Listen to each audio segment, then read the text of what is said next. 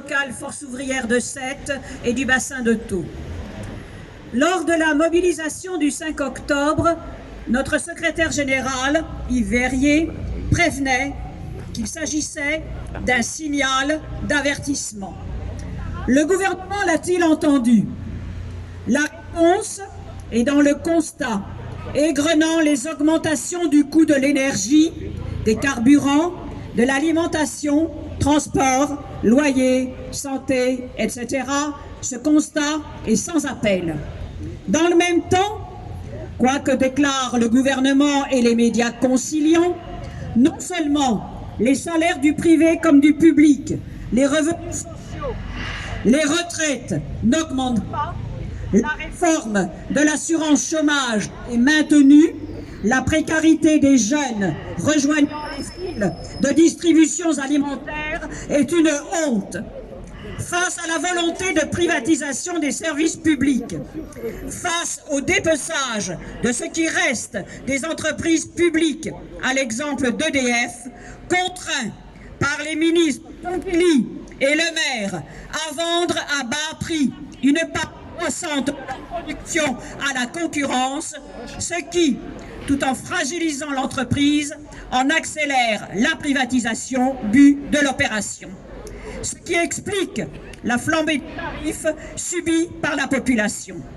C'est pourquoi, il faut le marteler, il n'y a pas de fatalité des prix. Et il en est de l'EDF, comme de la SNCF, comme de l'hôpital public, comme de l'école publique, de la poste, de la justice. Aucun secteur n'est épargné. La pandémie a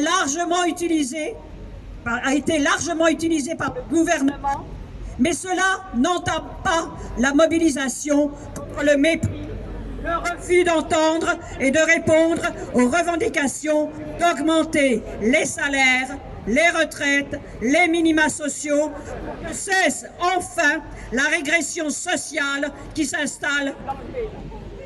C'est à nouveau pour défendre le service public de santé que les personnels des hôpitaux et de l'action sociale se sont mobilisés au début du mois.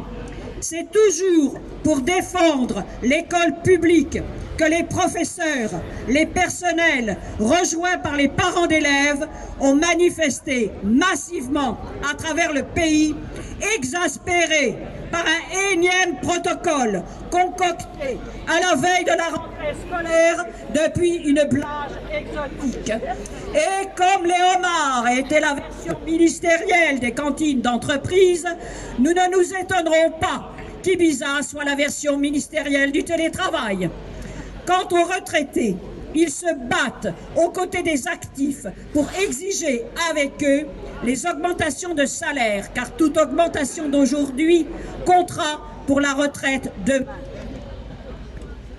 C'est pourquoi, dans la lettre ouverte du groupe des 9, adressée le 17 janvier au président de la République, il est rappelé l'engagement du candidat de 2017, je cite, « Je protégerai le pouvoir d'achat des personnes retraitées. » Et on a vu la spoliation du montant des retraites avec une hausse de 25% de la CSG. Et on a vu aussi que la pandémie a révélé les failles du système de santé, sans parler de reste. Les mensonges, le refus de les recevoir ont abouti le 2 décembre à ce que quelques 25 000 retraités se retrouvent à Paris pour exiger l'augmentation immédiate des salaires, des retraites, des pensions et le maintien des régimes spéciaux. Alors, de signal d'avertissement en signal d'avertissement, tandis que le 440, la bourse et les actionnaires n'ont rarement été aussi bien servis, il faudra que le gouvernement réponde. C'est pourquoi, plus que jamais, par notre mobilisation, unité des organisations ouvrières pour défendre nos revendications légitimes, augmentation immédiate des salaires, pensions, retraites, minima sociaux, des allocations pour tous, arrêt de la fermeture des services, des suppressions d'emplois, halte à la division entre vaccinés et non vaccinés, halte à l'état d'urgence. Merci.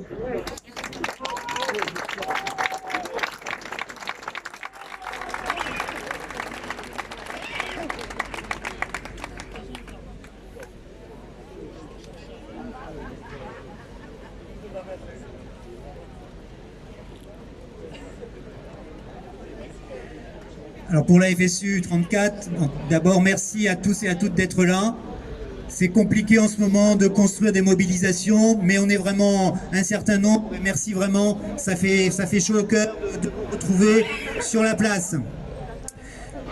Alors depuis le début de cette année 2022, l'exaspération, et les collègues l'ont très bien dit, hein, que ce soit Véronique ou Geneviève, l'exaspération générale du pays est à son maximum.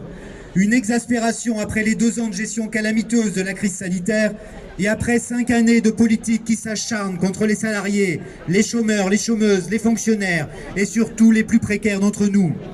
Le 13 janvier, cette exaspération, elle s'est exprimée massivement dans l'éducation nationale, avec près de 400 personnes rassemblées à Béziers et plus de 2500 à Montpellier. Mais la colère monte dans tous les secteurs. Justice, Pôle emploi, services sociaux, santé, agents et agentes des collectivités territoriales et j'en passe.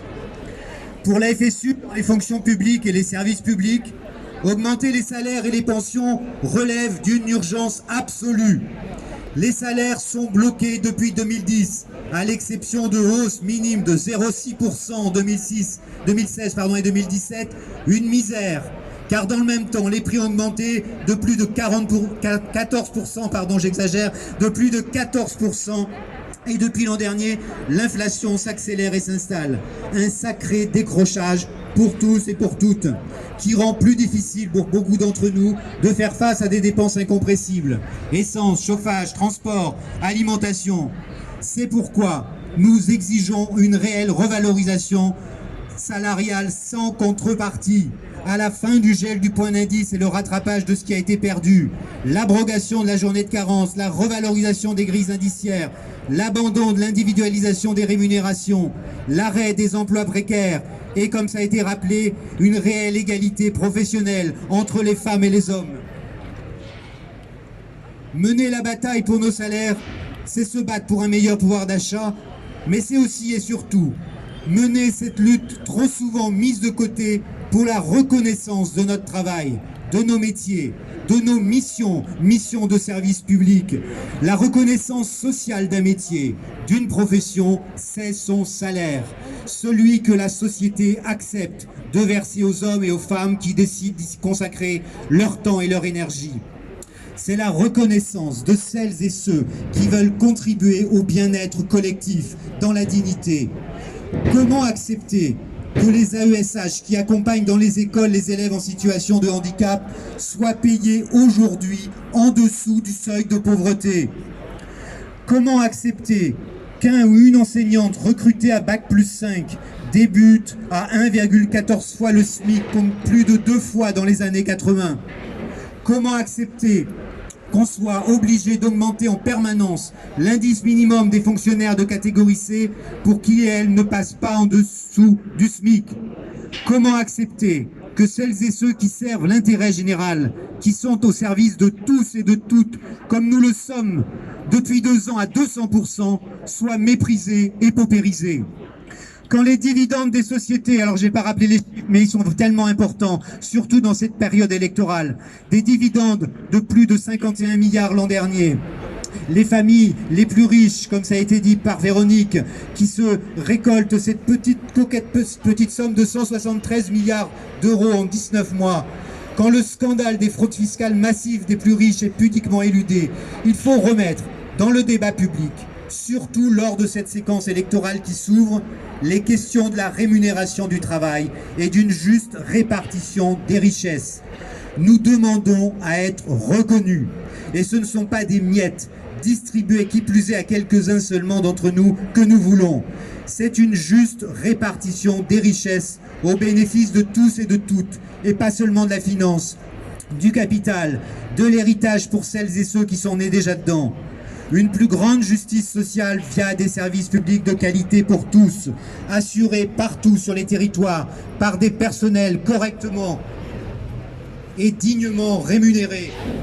Oui, c'est d'un autre modèle de société dont la France a besoin pour les générations d'aujourd'hui et pour celles de demain. Se battre pour nos salaires, notre travail, nos pensions de retraite, c'est se battre pour un autre modèle de société, une société plus juste, plus durable, plus démocratique et plus féministe. Voilà pourquoi nous sommes là aujourd'hui. Voilà pourquoi nous continuerons demain à nous mobiliser. Bonne journée à tous et merci à tous et à toutes d'être là.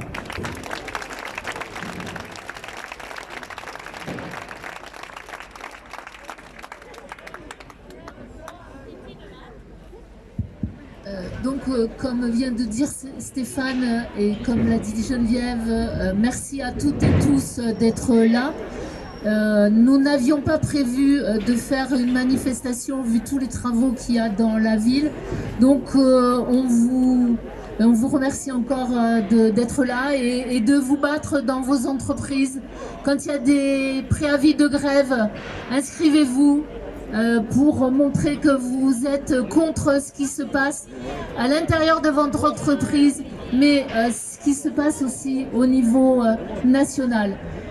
La lutte continue, on continue et on sera toujours là pour dans les jours prochains. On sera avec Pôle emploi le 1er février.